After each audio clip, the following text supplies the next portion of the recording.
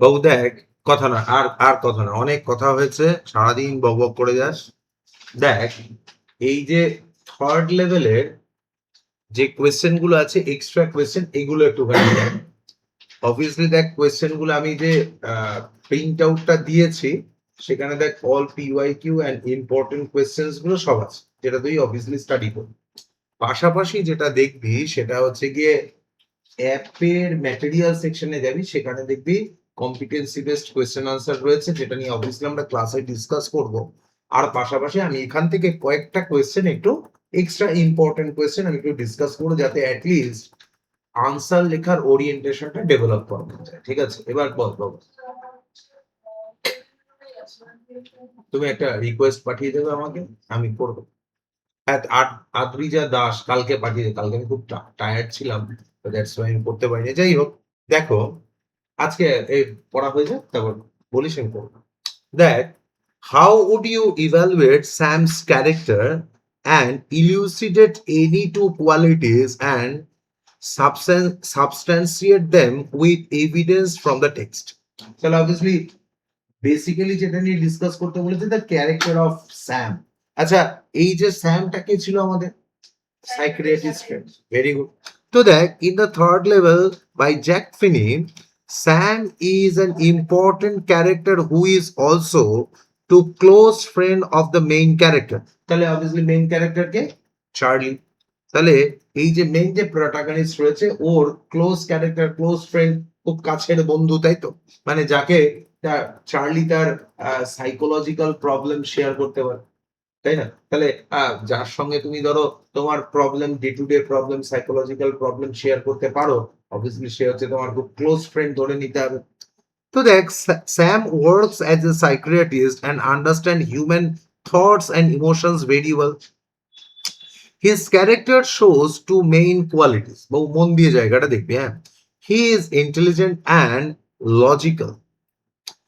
He is also curious and open minded. তাহলে দেখ, তার ক্যারেক্টারিস্টিক্স এর বেশ কয়েকটা জিনিস রয়েছে।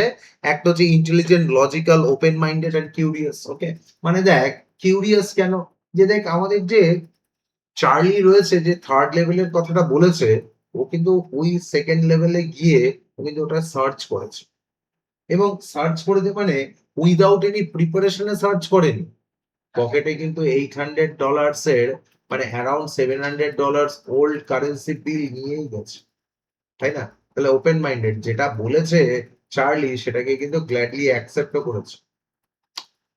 Firstly, Sam is intelligent and knowledgeable. As a psychiatrist, he explains Charlie's strange experience of the third level as a scientific way. He says that the third level is not real but a form of escape with wish fulfilment. তাহলে দেখ, obviously ও কি বলছে, দেখ, the third level is not real, but ওটাকে কি করছে, পুরোপুরি ডিনাই করছে না, বলছে কি it might be a escape route for us. According to him, Charlie's mind is trying to avoid the stress and tension of modern life, so it creates an imaginary place. তাহলে এইটা, it's a place of hypothetical, মানে কি, এটা imaginary place, যেটা বাস্তবে নেই, কোথায় আছে, আমাদের সাবকনশিয়াস মাইন্ডে রয়েছে।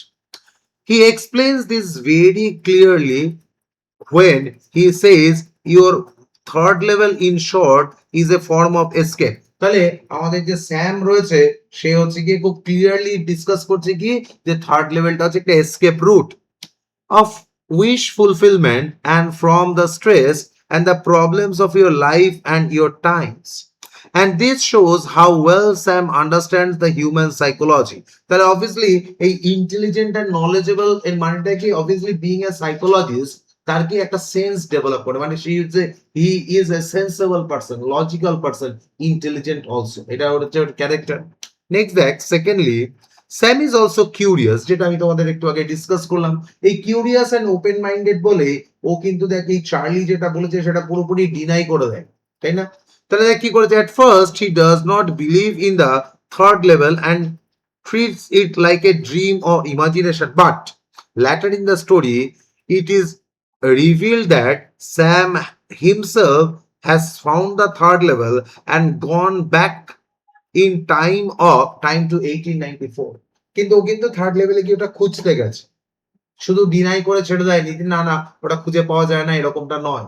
ও কিন্তু চার্লির কথাটা মনে করে ওখানে কি করেছে, থার্ড লেভেল খুঁজতে গেছে, মানে সেকেন্ড লেভেলে গেছে, থার্ড লেভেলকে ডিসকভার করেছে। He even writes a letter to Charlie from that third level. আর থার্ড লেভেলে গিয়ে কোন টাইমে গেছিল, 1894 18 জুলাইতে গিয়ে ওকে কি করেছিল, একটা চিঠিও লিখেছিল, তাই তো? শর্ট কোয়েশ্চেনে আসবে ডেটটা, মাথায় রাখতে হবে, রেফারেন্স টু দ্য কনটেক্সটে, ইনভাইটিং হিম টু জয়েন। আর চার্লি আর লসাকে বলেছিল কিপ সার্চিং, তাই তো, খুঁজতে থাকো, খুঁজে পেলে চলে এসো, কাজে আসবে।